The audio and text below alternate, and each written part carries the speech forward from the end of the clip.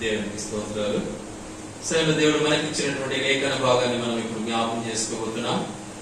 చదివినటువంటి భాగము ఎంత చక్కగా మనతో మాట్లాడుతున్నాడు దేవుడు. బాగా ఆలకించండి. ఏమంటున్నాడు? చాలా బుద్ధిమంతులతో మాట్లాడినట్లు మీతో మాట్లాడుచున్నాను. ఎవరితో మాట్లాడుతున్నాడు? బుద్ధిమంతులు అంట. మనమంతా బుద్ధిమంతులము అంటున్నాడు దేవుడు. మరి మనకు బుద్ధి ఉందో లేదో మనకు తెలుసు. అందుకని ఆఖరిలో ఒక మాట అన్నాడు. మళ్ళీ ఏమన్నాడంటే, కాబట్టి ప్రతి మనుష్యుడు ఏం చేసుకోవాలా? తనలో బుద్ధి ఉందో లేదో పరీక్షించుకోవాలి అంటున్నాడు. రెండు అక్కడే ఉన్నాయి. రెండు మాటలు చదివాం. ముందు అన్నాడు బుద్ధిమంతుడు నీవు, తర్వాత అన్నాడు నిజంగా నీలో బుద్ధి ఉందో లేదో పరీక్షించుకో అంటున్నాడు. ఏం చేద్దాం? ఇప్పుడు ఆలోచించాలి ఒక మాట కనుక. అందుకే ఇక్కడ అన్నాడు నేను చెప్పు సంగతిని మీరే ఆలోచించండి అన్నాడు.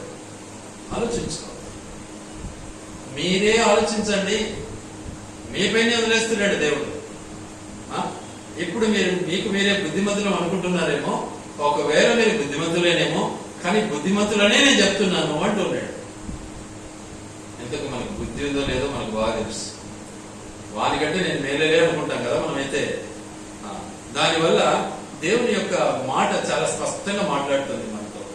ఏది నాతోనే చెప్తున్నాడే అనుకుంటారు. నీతోనే నాతోనే చెప్పేది దేవుడు. ఇంకేముందో చెప్తాడు? వినేవాంతోనే చెప్తాడు, వేరే వాళ్ళతో చెప్పడు కదా. అవునా? వేరే వాళ్ళతో చెప్తాడా? ఎవడైతే వింటాడో వానికే చెప్తాడు. రెండవది, ఎవడైతే సరి చేసుకోవాలనుందో వానికి చెప్తాడు. ఇది నేను పద్ధతి అని చెప్తాడు. కాబట్టి ఆలోచించుకో. అందుకే అన్నాడు ఆలోచించుడి. ఏమని? మనము దీవించు ఆశీర్వచనపు పాత్రలోనిది త్రాగుట. దీవించు ఆశీర్వచనపులోనేది త్రాగడం. మరి ఆయన మనకు పెట్టినటువంటి ఆహారాన్ని తినటం, ఇది మనకు నిజంగా మనకు అర్హత ఉందా అంటున్నాడు దేవుడు. అర్హత ఉందా? అర్హత లేకపోతే పాలు పొందొద్దు. అర్హత ఉంటే పాలు పొందాలి. అది విషయం. ఎందుకంటే చాలా స్పష్టంగా ఉంది. క్రీస్తు రక్తంలో పాలు పుచ్చుకుంటా. ఏంటిది? ఆ పాత్రలో పాలు పొందటం. ఏంటిది ఆ పాత్ర? ఏం పాత్ర అది? స్టీల్ పాత్రనా? చెక్క పాత్రనా? ఇనుపదే? ఇంకేంటిది? రాగిదే? వెండిదే? ఏం పాత్ర అది? వాడవారని పాత్ర. అది ఏం పాత్ర? నిరంతరము నిలిచేవుడు పాత్ర. అది ఏం పాత్ర? అక్షయ పాత్ర, క్షయము కానిది. ఆ పాత్రలో, ఆ క్షయము కాని ఆ పాత్రలో పాలు పొందటం ఒకసారి ఆలోచించాలా లేదా? మనం ఇంతగా మనం క్షయమయ్యే వాళ్ళమా అక్షయలమా?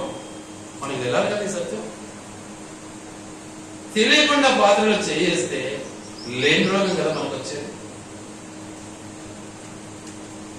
ఆలోచించాలి మాట. మరి అట్టి రోగంతో మనం ఎంత బాగుపడతాం, ఎంత కష్టపడతాం, ఏ ప్రయోజనం, మన బ్రతికి ఏం చేస్తుంది? కాబట్టి ఆ పాత్ర ఏం పాత్ర అది? ఒకసారి చూద్దాం ఆ మాట. చూడండి దయచేసి మత్తయి సువార్త 26:28. మత్తయి సువార్త 26:28 వచనం చదవండి.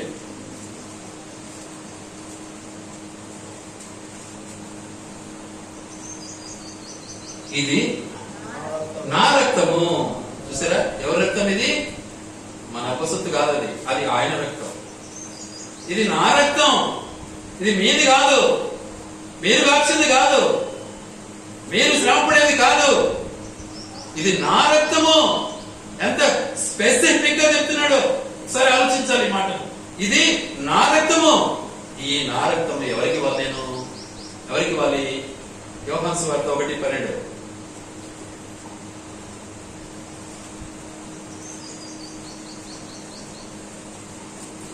తండ్రి ఎందరు అంగీకరించిరో వారికందరికీ అగ్గా తన నామమందు విశ్వాసం ఉంచిన వారికి దేవుని పిల్లలగుటకు ఆయన అధికారం ఇచ్చారు. ఆయన పిల్లలకి అధికారం ఇచ్చారు. ఇది నా రక్తం. ఎవరికి ఇవ్వాలి? నేను ఇప్పుడు నా పిల్లలకి ఇవ్వాలి. మీరు నా బిడ్డలేనా? నా మాట వింటున్నారా?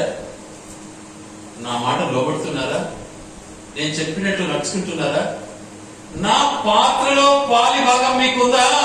నా శ్రమలో పాలి భాగం మీకుందా? నేను కష్టపడిన పాత్రలో మీ యొక్క పర్సంటేజ్ ఏదైనా ఉందా? నా బిడ్డవేను. అందరూ ఫర్లో కొడుతుంటారు.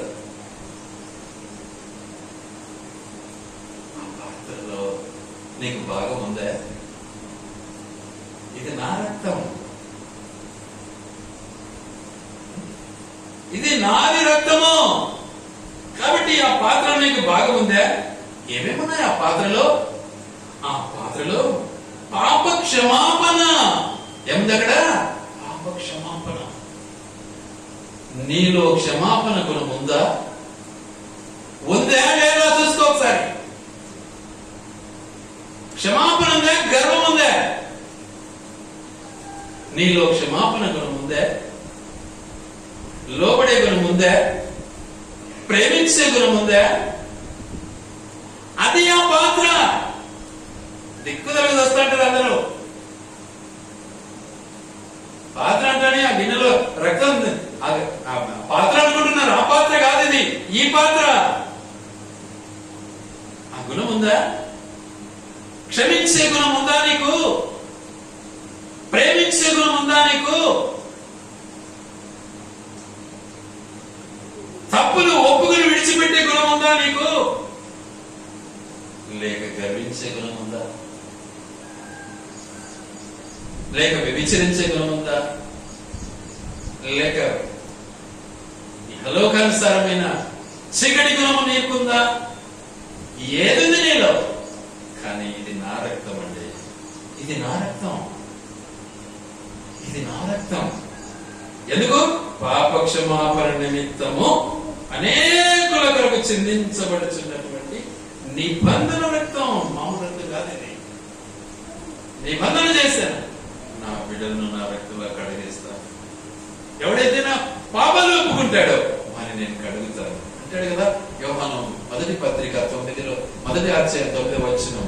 యోహాను మొదటి పత్రిక 1వ అధ్యాయం 9వ వచనంలో మాట ఉంటుంది. చూడండి దయచేసి త్వరగా. మన పాపములను మనం ఒప్పుకొనిన ఎడల ఆయన నమ్మదగిన వాడును నీతిమంతుడును గనుక ఆయన మన పాపములను క్షమించి సమస్త దుర్నీతి నుండి మనలను. చూసుకోండి ఒకసారి. అందరూ వైపు చూస్తారండి, అందరూ నీళ్ళలో మునిగి తేలింటారండి. కాదని లేదు నేను. ఈ గుణం నీకుందా? లేక ఈ అతిశయం నీకుందా? ఈ గర్వము నీకుందా? ఏది నీలో?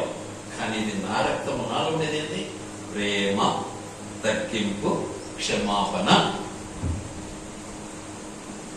విధేయత నాలో ఉన్నాయి. ఇది నీకుందా? ఇది నీ లేకపోతే మరి రక్తం నీకు కాదు. కలిగి తన్ను ఎందరు అంగీకరించరో, ఎవరైతే ఆయన మాట ప్రకారం నడుస్తున్నారో, ఆయన మాట ప్రకారము ఆయనకు లోబడి నడుస్తున్నారో వారికి ఉంది అధికారము నా రక్తాన్ని పంచుకునేదానికి, నా పాత్రను తీసుకునేదానికి. నాలో పాలి భాగం వాళ్ళకి ఇస్తున్నాను, వాళ్ళకి అధికారం ఇస్తున్నాను, నీకు కాదు. చూసారా? దైవజనులు చెప్పరేట. ఎందుకు? మనను కూడా లోబడే స్వభావం, మనను కూడా క్షమాపణ జీవితం, మనను కూడా తగ్గింపు జీవితం. అలా ఏం చెప్తాడు?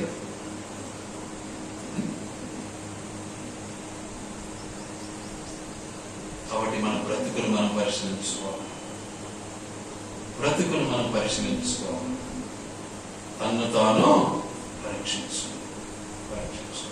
అలా పరీక్షించుకున్నప్పుడే నీ జీవితము ధన్యమవుతుంది. పరీక్షించుకోకుండా నువ్వు నిజంగా పాలు పొందితే ఏమైతాయి? మనకు రోగాలే. రోగాలే అంటే పరిశీలించుకున్నంత మాత్రం రోగాలు రాకుండా ఉంటాయా? వస్తాయి. దేవుడు అనుమతిస్తాడు. దేవుడు సైతానుకు కూడా అనుమతిస్తాడు. దేవుడు తన బిడ్డను సైతానికి అప్పగిస్తాడు. ఇజ్రాయెల్ ఎన్నిసార్లు అప్పగించలే? అనాక్రియలకు రకరకాల జాతికి అంతా అప్పగించినాడు, వాళ్ళని అణిచినాడు, వాళ్ళను సరిచేసినాడు. ఆ రీతిగా మనల్ని దేవుడు ఇతరులకు అప్పగిస్తాడు, విగ్రహారాధకులకు అప్పగిస్తాడు. ఇందులో సందేహం లేదు. కానీ కారణం మనం లోపడాలి, అందుకే అప్పగిస్తాడు. లోపడితే అప్పగించాడు. ఆయనకు మనం లోబడితే అప్పగించాడు, ఆయనకు మనం లోబడాలి. కనుక అని అంటున్నాడు, ఇది నా రక్తం. కేవడు ఇది నా రక్తము పాపక్షమాపణ నిమిత్తము. ఈ రక్తంలో ఏముంది? క్షమాపణ ఉంది.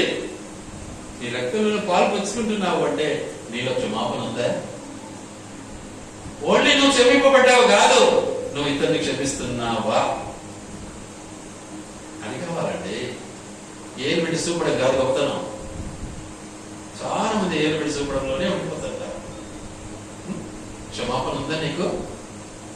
నువ్వు ఇతరుని క్షమిస్తున్నావా? యేసుక్రీస్తు ప్రభువులో ఉన్నటువంటి గొప్ప సుగుణం అది. దాన్ని పాటించకపోతే ఎలా క్రైస్తవులు వెళ్తావు, ఎలా క్రైస్తవురాలి వెళ్తావు? క్షమాపణ కావాలి. అందుకే రక్తం చిందించింది.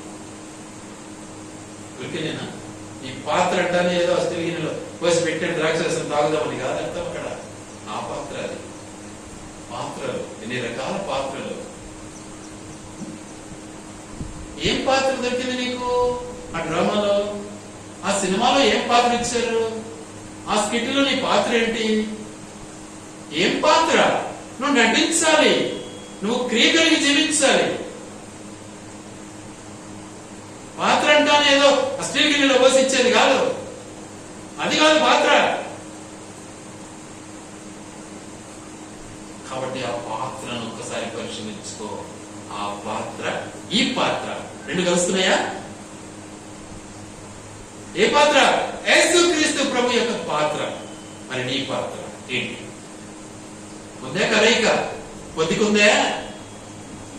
మోసం చేసి నేను క్రైస్తవులను చెక్కుతే సరిపోతుందే? పోతావా పైకి? పోలేవు.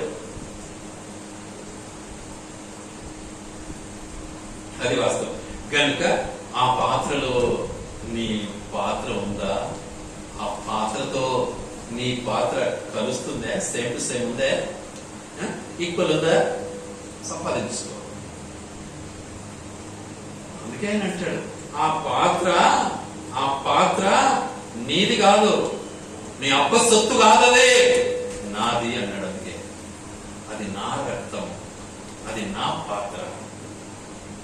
అందులో చేయాలి, వెయ్యాలి అంటే ఏం కావాలి? ఇప్పుడు నా పాత్రలో పాని భాగస్తులే కావాలి. ఏంటిది ఆ పాత్ర? శ్రమ కోసుకుంటున్నావా? ఏంటిది ఆ పాత్ర? కష్టాన్ని సహిస్తున్నావా? ఏంటిది ఆ పాత్ర? ఇతరుల నేరాన్ని మోపటంలో నీవేమైనా మరి ఓర్చుకుంటున్నావా? ఏంటిది ఆ పాత్ర? ఇతరులను క్షమిస్తున్నావా? ఏంటిది ఆ పాత్ర? ఇతరులపై నీ ప్రేమను చూపుతున్నావా? ఏంటిది ఆ పాత్ర? నీలో ఆ తగ్గింపు ఉందా?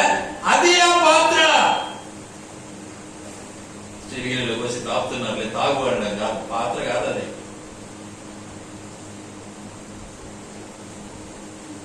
ఆ పాత్ర నీకుందా?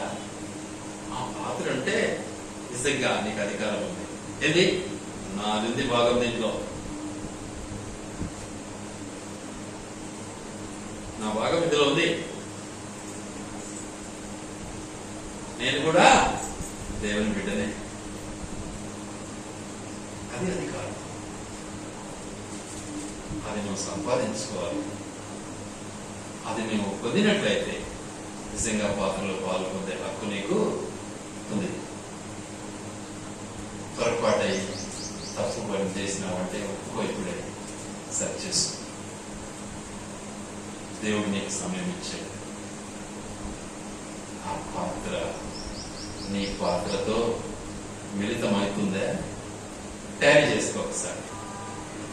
టాలీ చేసుకోకుండా నేను ఆయన బిడ్డనే అంటే ఆయన కూలి చేస్తున్నాను. కూలి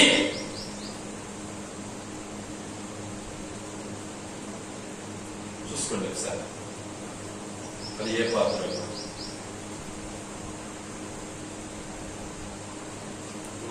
ఆలోచనలు కానీ నేను కూడా ఊహించాల నాకు పదాలు వస్తాయని దేవుడి యొక్క నడిపింపు పరిశుద్ధాత్మ దేవుడి యొక్క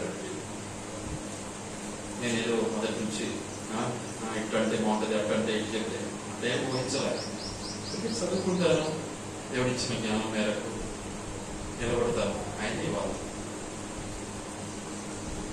కాబట్టి ఆ పాత్ర నిజంగా పాప క్షమాపణ నిమిత్తమై చిందింపబడిచినటువంటి రక్తం. చూసారా, ఆ క్షమాపణ, ఆ క్షమించటం, ఆ క్షమా పొందటం రెండు కావాలి మనం. ఎందుకంటే తప్పు చేసినాం మనం. తప్పు చేయడం ఎవరు లేడు లోకంలో. ప్రతి ఒక్కరు పాపం చేశారు. నేను చేయలేదన్నటువంటి ఏమంటారు ప్రతివ్రతలు ఎవరు లేరు ఇక్కడ. ప్రతి ఒక్కడు పాపం చేశారు. కాబట్టి క్షమాపణ పొందాలి. క్షమాపణ పొందాలి అంటే ఏం చేయాలి? ఆయనకు లోబడాలి. సరెండర్. ఆయనకు లోబడాలి. లోబడకుండా ఒప్పు నేను అయిపోయింది లేండి కుదరదండి. వాడు మాత్రం పోలేడాడి. ఇందులో సందేహం లేదు. చాలా క్లియర్ చెప్తున్నాను. అందుకే నేను స్టార్టింగ్ లో చెప్పాను 2000 సంవత్సరాలు, మళ్ళీ 2000 సంవత్సరాలు, ఇప్పుడు 2000 సంవత్సరాలు ఆఖరి గడిలో మనం ఉన్నాం. చాలా క్లియర్గా చెప్తున్నాం. అంటే సత్యం ఇది. బైబిల్ ప్రకారం చెప్తున్నాం, వాక్యానుసారంగా చెప్తున్నాం. ఫస్ట్ 2000 సంవత్సరాలు టైం ఇచ్చాడు దేవుడు, మళ్ళీ 2000 సంవత్సరాలు దేవుడు టైం ఇచ్చాడు, మళ్ళీ ఇప్పుడు 2000 సంవత్సరాలు దేవుడు మనకిచ్చాడు. టైం మనం అన్నిలో మనకిచ్చాడు దేవుడు. ముందు ఇజ్రాయెల్కి ఇచ్చాడు దేవుడు 2000 సంవత్సరాలు, ఇప్పుడు అన్నిలోకి ఇచ్చాడు దేవుడు. ఈ చరిత్రలని వినాలి అంటే చెప్పాను కదా, బైబిల్ స్టడీకి రావాలి. అలా రాదు. ఈ టైంలో చెప్పాలంటే కుదరదు. ఇది వాస్తవం. కళ్ళ కట్టినట్లుంది, ఏం మార్పు ఉండదు. బైబిల్లో ఉన్న మాట ఉన్నదన్నట్లు అచ్చు వేసినట్లు మేము ముందు పెడుతున్నాం. కనుక ఈ స్థితి నుంచి మనం మారాలి. మార్పు చెందినట్లయితే మనము ఆయన బిడ్డలు అవుతాం. గనుక ఆయన రక్తంలో మనం పాలు పొందిన వారమైతే, నిజంగా ఆయన రక్తంలో పాలు పొందిన వారమైతే ఆయన బిడ్డలం అవుతాం. ఆయన బిడ్డలమైతే ఎలా ఉంటాం మనం తెలుసా? ఎలా ఉంటాం తెలుసా? చెప్తారా ఎవరైనా? నీతిమంతులంగా ఉంటాం. అవినీతి మనలో ఉండదు. ఒకరికి ఒక రకము, ఇంకొకరికి ఇంకొక రకము భేదాభిప్రాయాలు మనలో ఉండవు. అనీచమైన పని చేయం. ఏకత్వం కలిగి ఉంటాం, ఏక అభిప్రాయం కలిగి ఉంటాం, దేవునికి లోబడిన వారమై ఉంటాం, అందరినీ దయ చూపిస్తాం, అందరి పట్ల క్షమాపణ కలిగి ఉంటాం, క్షమించే మనస్తత్వం కలిగి ఉంటాం, మన జీవితము తగ్గింపు కలిగి ఉంటాం. ఇది వాస్తవం. అది పాత్ర. ఆ పాత్ర లేకుండా బైబిల్ వచ్చు, నాకు పాటలు వచ్చు, ప్రార్థన వచ్చు. దేనికి? ప్రజలకు కనపడడానికి, లోకం చూడాలని. అంతే. దేవుడు చూడండి. నేను ఏమంటాడు దేవుడు తెలుసా? నువ్వెవరో నాకు తెలియదు, గెట్ అవుట్. విన్నారు కదా, 5 మంది ఎన్నికలు తిన్నారు, 5 మంది లోపలికి పోయారు. చూసుకో.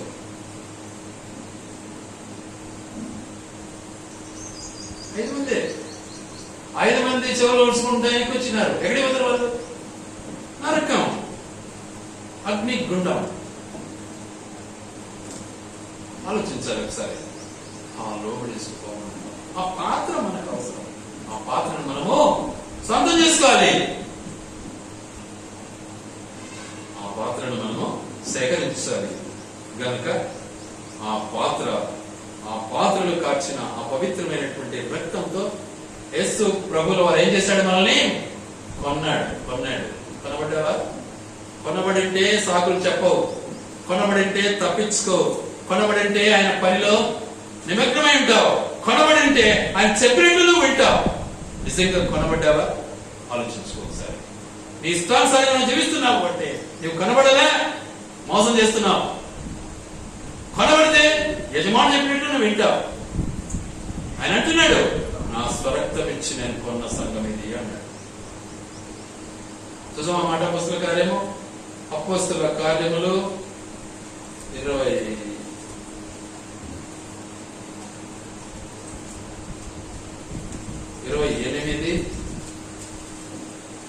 ఉందే, 20 వచనం చూడండి.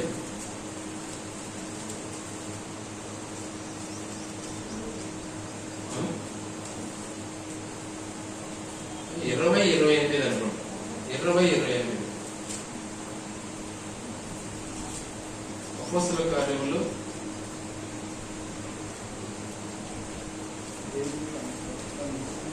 ఏమన్నాడు? దేవుడు తన స్వరక్తమిచ్చి, చూసారా, సంపాదించిన సంఘం. ఇది స్వరక్తము, దేవుని స్వరక్తము. మన రక్తం లేదు అక్కడ, ఆయన స్వరక్తం ఇచ్చాడు. ఈ పాత్ర ఎవరిది? ఆయనది, ఆయన రక్తం అది. ఆ రక్తంలో నువ్వు కొనబడ్డావా? నిజంగా నువ్వు కొనబడింటే ఆయన చెప్పాడు తింటావండి. ఒకటే మాట మీరు చెప్పండి, ఎవరికైనా మీరు నిజంగా అమ్ముడుపోయి ఉంటే వాడు చెప్పినట్టు తింటావా? అయినా ఏమంటారు? వినరా? వినకుండా తనుతాడేసి. ఈ రోజు మనం ఆయన చెప్పినట్టు మనం వింటున్నామా? మన ఇష్టానుసారంగా పోతున్నామా? చూసుకోండి ఒకసారి. అది ఆ పాత్ర, అది ఆ రక్తం, అది ఆ శరీరం. స్వరక్తం ఇచ్చి నేను కొన్నాడు. తన దేహం శరీరాన్ని అంతా కూడా అప్పగించి నీ కొరకు ఆ మండు టెండలో ఆ శరీరాన్ని ఏం చేశాడు? అప్పగించేసినాడు సిలువకు. నీలో ఏమన్నా బాగుందే? అందులో కొంచెమన్నా శ్రమ ఏమన్నా నీకు ఉందే? నేను సుఖంగా ఉండాలనుకుంటున్నావా? నేను ఏసీలోనే ఉండాలనుకుంటున్నావా? ఏమనుకుంటున్నావు? ఆ శ్రమ నీకేమైనా ఉందా? ఆ శ్రమలో నువ్వు పాలి భాగస్థునివైతే, పాలి భాగస్థురాలివైతే ఆయన శరీరంలో రక్తంలో పాలు పుచ్చుకునే హక్కు నీకు, అధికారం ఆయన నీకు ఇచ్చాడు. అలా లేకపోతే అనర్హునివి, అనర్హురాలివి. సంపాదించుకో, ఒప్పుకో, ప్రభువా తప్పు చేశాను, ఇకనైనా నా జీవితాన్ని నేను సరి చేసుకుంటాను. నేను నిజంగానే ఈ రక్తంతో కనబడిన జీవితం నాది, నన్ను క్షమించుతాను. ఇక మీద నువ్వు చెప్పినట్లే నేను వింటాను. ఒప్పుకొని పాల్గొను. జాగ్రత్త పడాలి. ఎందుకంటే చాలా క్లియర్గా చెప్పాను, సమయం దగ్గరికి వచ్చింది, ఆసన్నమైంది. ప్రభు యొక్క రాకడ. 2000 సంవత్సరాలకు దేవుడు ఒకరిని లేపాడు. 2000 సంవత్సరాలకు తరువాత దేవుడు నిజంగా మనకు ఆ యొక్క ఆధిక్యత ఇచ్చాడు. 2000 సంవత్సరాల క్రితం యేసు ప్రభు మన కొరకు వచ్చాడు. అర్థమైందే? మన కొరకు వచ్చి మన కొరకు నిజంగా ప్రాణం ఇచ్చాడు. కాబట్టి ప్రియులారా, జ్ఞాపకం చేసుకోండి. మరి యేసు ప్రభు వస్తాడు వస్తాడు వస్తాడు అని అందరూ ఎదురు చూస్తున్నారు. యేసు ప్రభు వస్తాడు, రెండవ రాకడుంది అని అందరూ ఎదురు చూస్తూ ఉన్నారు. అయితే ఎలా వస్తాడు, ఎప్పుడు వస్తాడు? వచ్చాడు, ధీరుడిగా వచ్చాడు. ఆయన లెక్కలు వేసుకోవాలి. ఇప్పుడు వస్తాడు, రావడమేమో. ఎట్లా వస్తాడు? కొదమ సింహంలా వస్తాడు. ఆయన ఎదురుగా నువ్వు నిలబడలేవు, నీ చేత కాదు. దేవుడిగా వస్తాడు. అప్పుడు గొర్రె పిల్లగా వచ్చాడు, ఇప్పుడు దేవుడిగా వస్తాడు. మనిషిగా రాడు, దేవుడిగా వస్తాడు, మెస్సీయగా వస్తాడు. ఆ రోజే మెస్సీయగా వచ్చి ఉండింటే నిజంగా ఆయన సిలువ ఎవరు వేసిందే వాళ్ళు కాదు. ఆయన దీనుడిగా మనిషిగా వచ్చాడు కాబట్టి సిలువకు అప్పగించబడ్డాడు. మన పాపానికి క్షమాపణ దొరికింది. ఆయన మెస్సీయగా వచ్చిందంటే, ఆయన దేవుడిగా వచ్చిందంటే ఆ పని జరిగేది కాదు. ఆయనకు తెలుసు, అన్ని తెలుసుకోవాలి సత్యాలు. కాబట్టి మన జీవితంలో మనల్ని మనం పరీక్షించుకున్నాము. మరి ఆయన యొక్క శరీర రక్తాలు మనం పాల్గొందాం. దేవుడి మాటలు ఆయన వెనుక దీవించి ఆశీర్వదించును గాక.